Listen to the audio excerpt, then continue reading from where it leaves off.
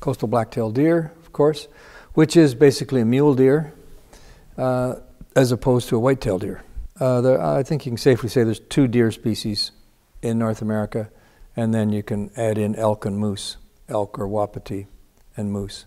This is a pretty simple, straightforward composition. I had some reference. Actually, I think they were a mule deer, but I black-tailed deered them, changed them around.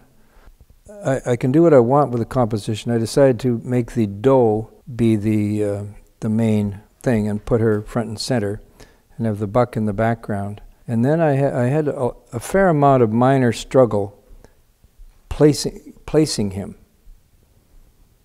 In a way, he looks disembodied, as if he's in the air, up in the air. He did, but I worked hard to get him standing on the ground, because I maneuvered him around because I wanted the negative shape between his shoulder and the back of her head and her ear.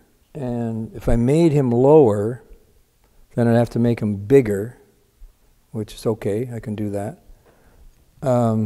Or I'd make the slope going down and away from him. All these things to do with perspective.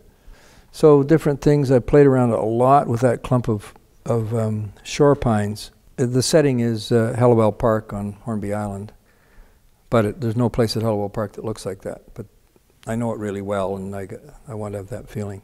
It's not an eastern animal at all. It's in the west, and they're bigger and heftier in every way. They live in the Rockies and the plains near the Rockies. But the coastal subspecies is the blacktail, and they're more delicate and diminutive. And these are the deer that try to get into your garden.